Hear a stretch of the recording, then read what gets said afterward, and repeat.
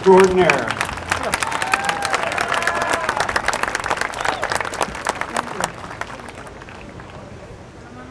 Oh, say, can you see by the dawn's early light what so proudly we hailed at the twilight's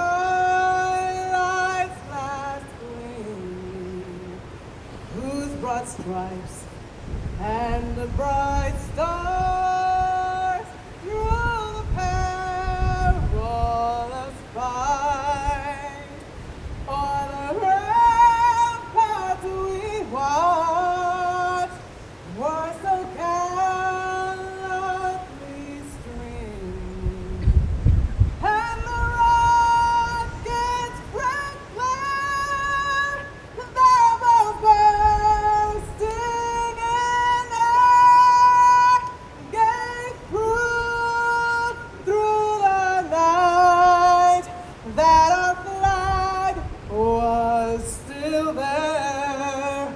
Oh, say, does that star-spangled banner yet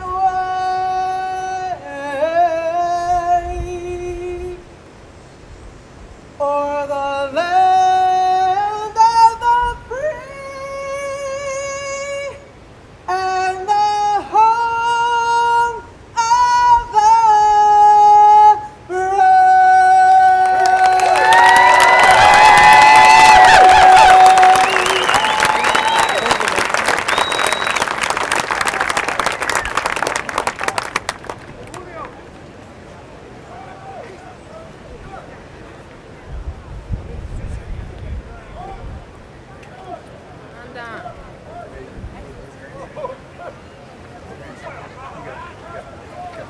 Gotta post the colors, people. Be quiet.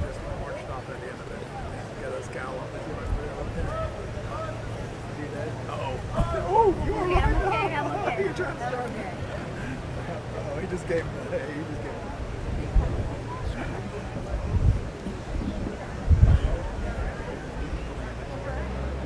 Too many people watching against me.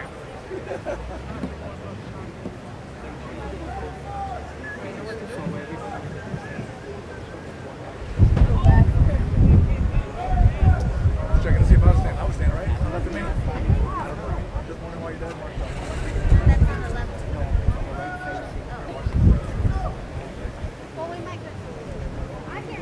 Got a wedding.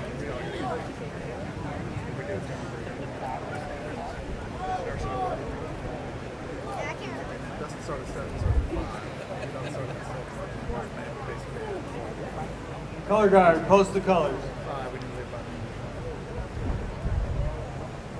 by. All right, everyone, please be seated. Let's get one more round of applause for Lieutenant Colonel Fishdad. Yes, I told you she was good, didn't I? Now we have a little bet going on here that I'm going to screw up this next part, but I am not because I have him standing right behind me. He's my good friend, Chaplain Mike Shockley. We've known each other for quite a long time. He actually, I can't remember. He proceeded over the wedding of my beautiful wife, Barbara. That's how close we are, and we also have gone through a lot together in the SEAL teams at many memorials and many funerals. So Chaplain Mike is going to give us the invocation.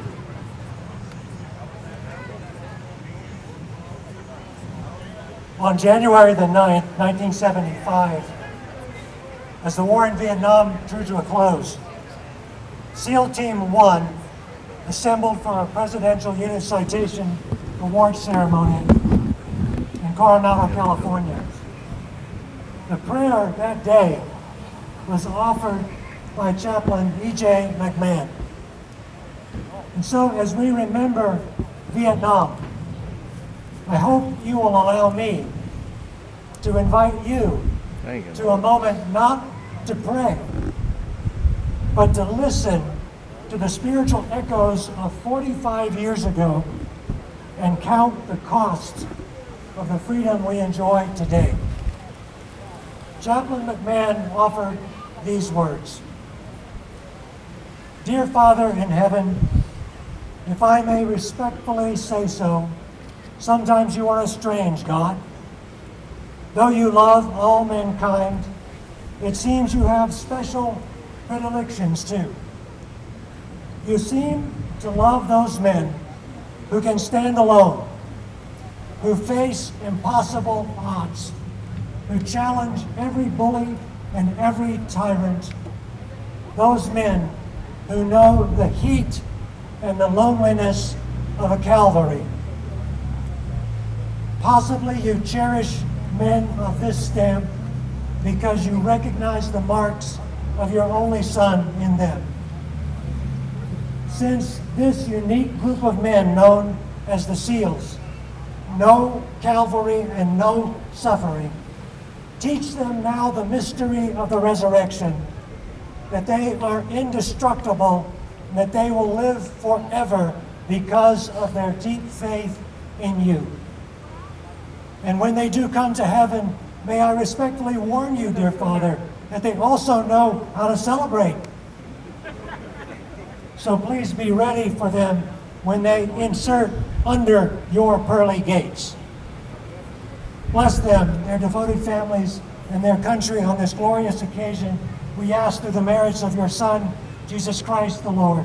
Amen. Amen.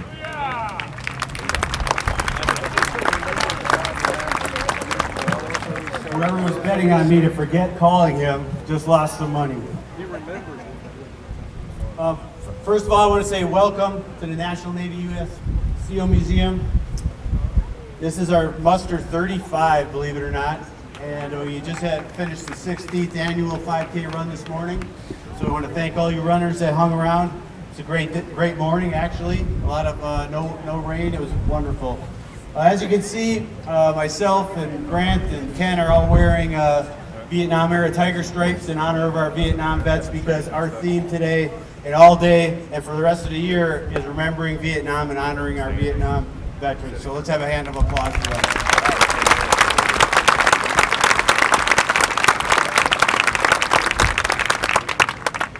We got a lot going on, so I'm going to be brief. I'm going to introduce some of our main speakers and some of our VIPs here. And there's really only two that I know of. I know there's a lot out there. We got people from all over the country here today. But the only two guys I want to introduce and say a few words right now are two of our Navy SEAL Medal of Honor recipients, Mike Thornton and Tom Norris. Please get up and say a few words.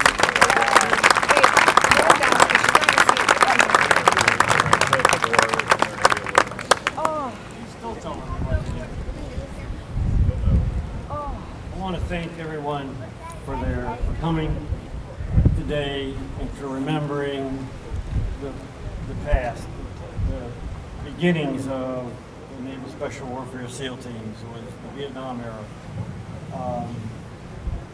We learned a lot since that time. We had an awful lot of incredible operators that served during that time, and all of you, my hat's off, and my deep appreciation for the service that you provided and for what you taught, not only me, but those that followed after us. For a while, it was a question of whether those units would even be retained by the Navy. We were able to fight through that, and thank God they did, because look at what they've done today.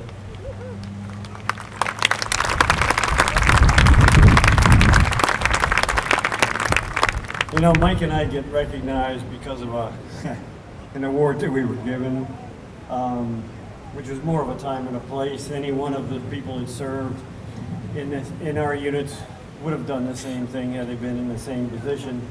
So sometimes it's embarrassing because, you know, people look up to us when we look up to you. We look up to those that we served with, and for those that serve today and continue to keep us free. And to that end, thank you again, because if it wasn't for you, we wouldn't be a free country. And you do things that no one else can do. And it's been an honor to be able to, you know, be a part of that small unit. There's many to be thanked. Obviously, we just lost an incredible individual. But as happens from time to time, there's history in every one of them, and we are very fortunate, those of us that did serve with those teams, that we had the honor and the pleasure to do that. So my hat's off to them, my hat's off to every one of you. Thank you for supporting not only this unit, but all of our military units. And God bless you all, and God bless this great country we live in.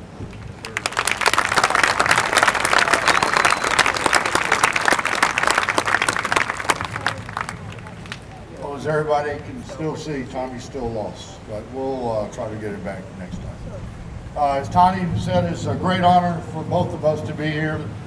This great museum, what it means to so many of the old frogmen and the guys from SEAL Team, and still some of the old guys from UDT, but it's the future of SEAL Team, what's going on right now and how proud of them we are as we pass the baton on these U-Navy SEALs and stuff.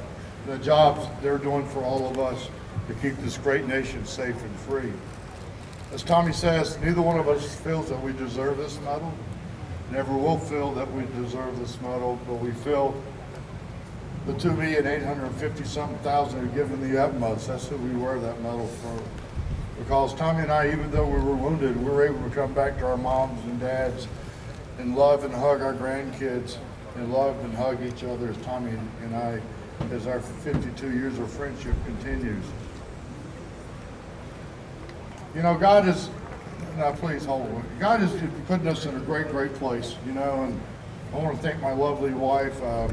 That's the reason when they put that statue up about Tom and I said that statue's not about us. That statue's about SEALs. That statue's about swim buddies and what each other does for each other as we continue today. And we have many swim buddies out there right now. I saw several young men that when we started SEAL Team 6 in 1980, and I can remember when Tommy and I came in the teams, I think we had 236 SEALs worldwide. And how I've watched all these years and watched this change. When I came in the mid-60s and retired in 92, and how he continues to change every day. They're a whole lot smarter than Tommy and I, and they're in such great shape, it's unbelievable. But I want to thank all you, because you're a part of this story. You're a part of the history. And not just the guys in the teams, but all you guys in other militaries, because we're all a team now. We all have to fight for the freedoms. And I've met a lot of Army Special Forces guys out there. I've met a lot of other people, Marine Corps guys, PJs out there. We're a part of this battle to keep Americans safe and free. Because, ladies and gentlemen, freedom is written in blood. And many of us in this audience today have done that. And we've given our blood for us to understand this great nation. God bless my good friend Tommy Norris. God bless each and every one of you. And God bless this great country called the United States of America. Thank you.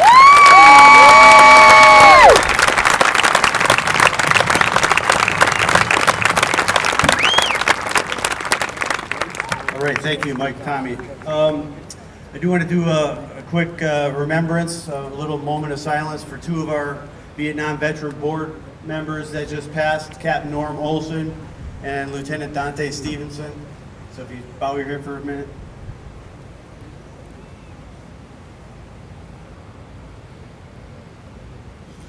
All right, thank you. I know they're looking down on us right now. God bless them. So what I'm going to do is I'm going to introduce the new executive director of the National Navy SEAL Museum. But first I'm going to tell you that myself and Barbara are not going anywhere. There's a term in the Navy, it says, screw up, move up. So basically I got promoted. So now I have more help, so which is a good thing. But I do want to turn this over to a highly capable combat veteran, 34 years active duty as a Navy SEAL, Commander retired Grant Mann.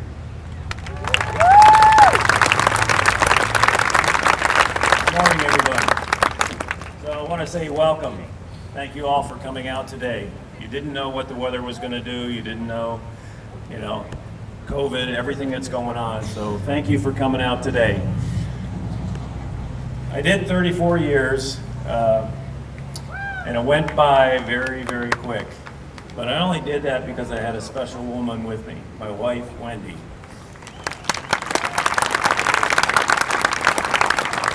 They are the backbone, let me tell you, because we're a bunch of renegades, and we get in trouble, we do stupid stuff, drink too much. But it's somebody like that that keeps you, and we've been married 34 years, which is probably a record in the SEAL teams, because it's really hard to stay married when the boys are deploying so much. Thank you.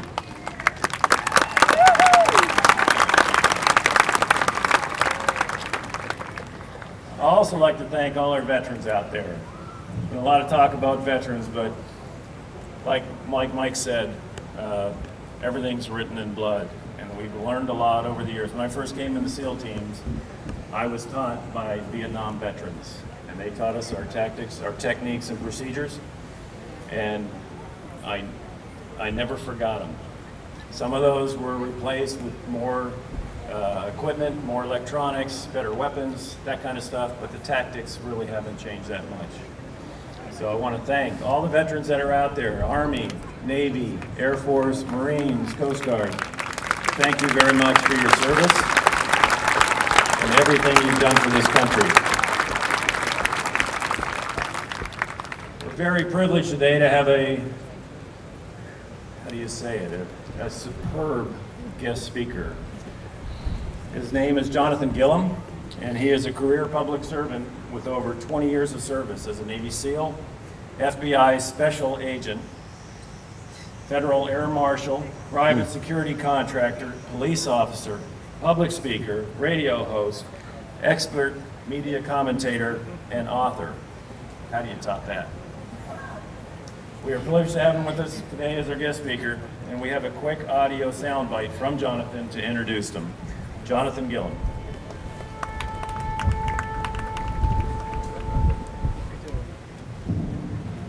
Success in life isn't simply about being recognized as number one.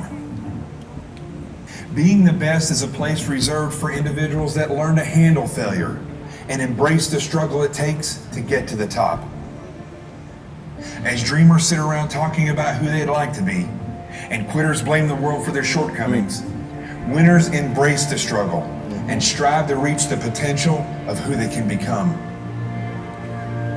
Anyone that dares to be their best will eventually feel pain. They will feel immense stress, and they will fail, sometimes repeatedly. But failing only defines one single event in life. Trying again after failing is how warriors are forged, winners emerge, and leaders are identified. Ambition and a drive to overcome adversity are the seeds of success, and they are fueled by passion. In order to be the best, this is what you must do. You must strive to achieve the maximum results in everything you do, even past the point of exhaustion. If you've reached your limits and your legs can't possibly carry you any further, lay down and start crawling toward success. Keep driving forward no matter what, because stopping to consider your limits is deadly.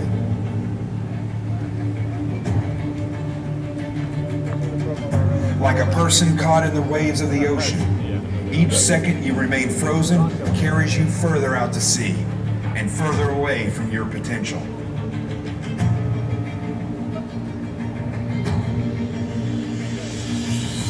If someone tells you you're not strong enough, fast enough, or talented enough, prove them wrong. The will to make it can take you further than you ever dreamed possible if you just don't quit.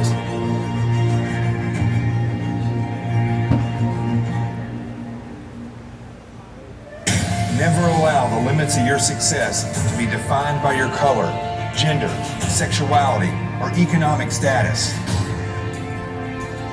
Where would this world be if Jesus had ignored God's will because he was born in poverty? Can you imagine if the founding fathers of the United States had accepted tyranny because the road ahead was too hard? This country was built by men with the same ambition that led Christ to the cross. It's the fire that runs through the veins of anyone striving to be the best they can be. Lack of talent and ability is not the typical cause of failure. Most people fail before they start because they refuse to believe in themselves, and they refuse to step outside of the box and think. The cold, hard reality about success is that you may not be the best tomorrow or the next day. In fact, it may take years before you make it to the top.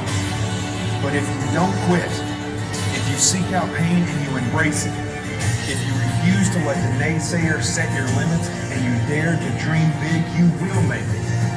You will succeed, and you will be the best. Death is a time and space that none of us will escape. But life is a continuous choice to be your best.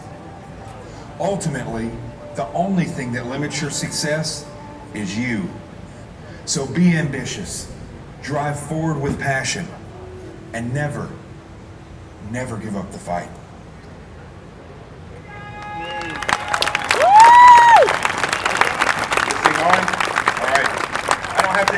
I like to use my hands a little bit when I speak.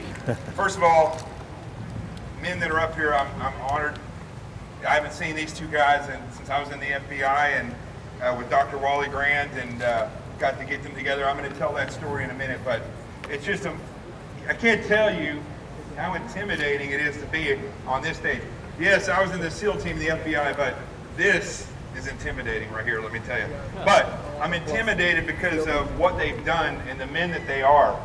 And I wrote this book, and I want to just read a little part from the dedication in the book. If I could get it open. I prayed to God last night. I got on my knees. I said, Lord, please don't let it be so humid that I pass out.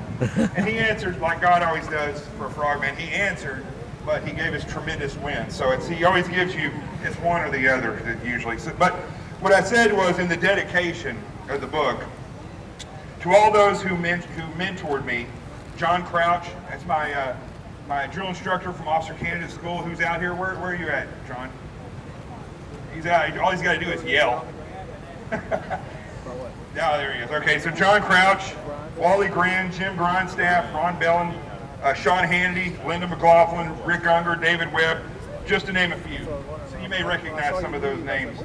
Those who told me to shut up and listen, then ask my opinion once I gained the knowledge, understanding, and experience I needed.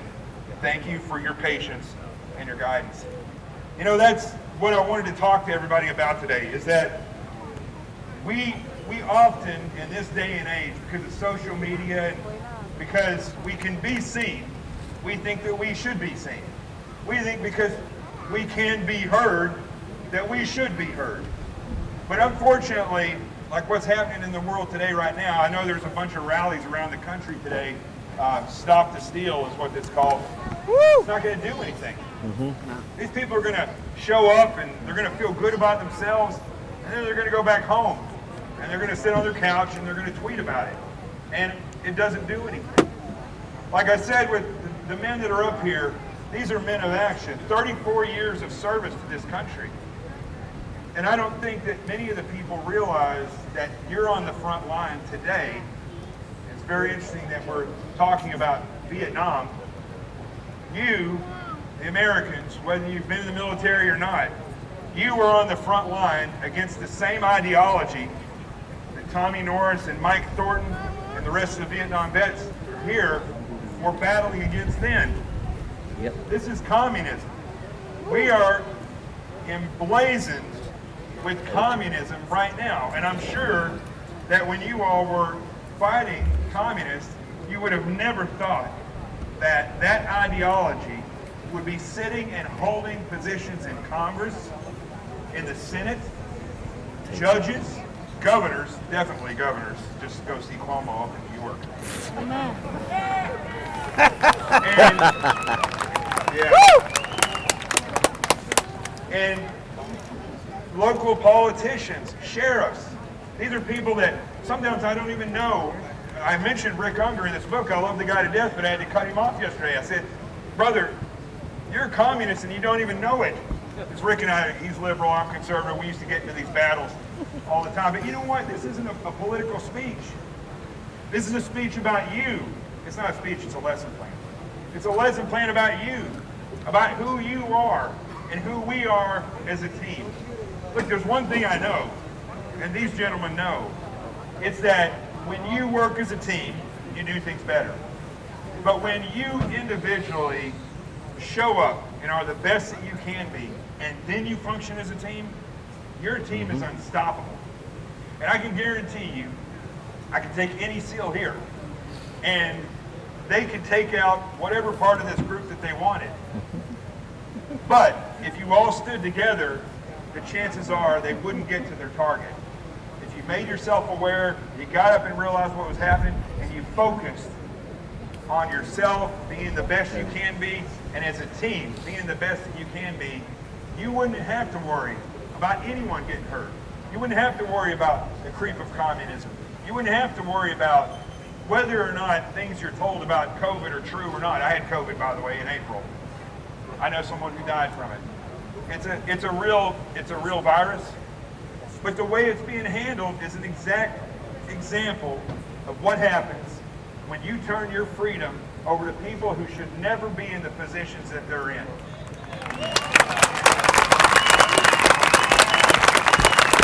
There's no plan. There's no plan. I don't care who's in office right now. There's no plan.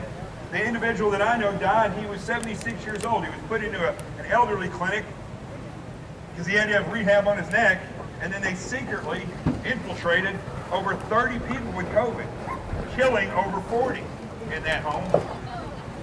It doesn't make any sense.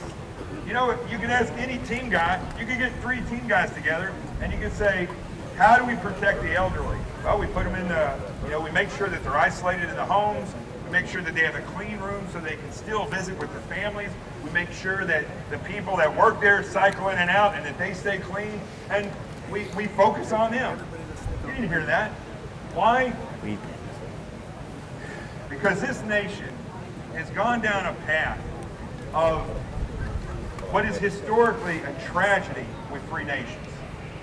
You're oppressed, you rise up, you get your freedom, then you get comfortable. And once you get comfortable or complacent, that's where the problem starts. Because it's not that the enemy comes in, it's that you just give everything you have over the enemy. Take care of me, give me something. And the enemy teaches you to be helpless. They teach you helplessness. And because of social media, they can say it to quadruple the number of people, thousands of times the number of people that they could have said 5 years ago, or 10 years ago, or 40 or 50 years ago. Now about myself, and why I feel like I do. I grew up in the rolling hills of Arkansas and the Ozarks, where Jed Clampett was shooting at some coon, and up from the ground come a bubbling crew.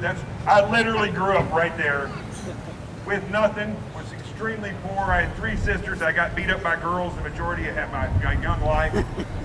Then I go to the FBI Academy, and I have to fight girls there because we box every day. I don't know what is wrong with women, but they don't know how to go 50%. They say, okay, you're going to fight 50%. Yeah. They're going to go 100% every time. I never let my goal down. And then once they got popped, then they realized 50%. But one girl, I love Hannah to death. I never wanted to fight her, and she had never fought before. But she literally looked like one of these working dogs every time she got ready to go. Her eyes would just go blank, and you knew that she was going to kill somebody, start eating them. I don't know. So I grew up there in Arkansas. I wasn't the brightest kid out there.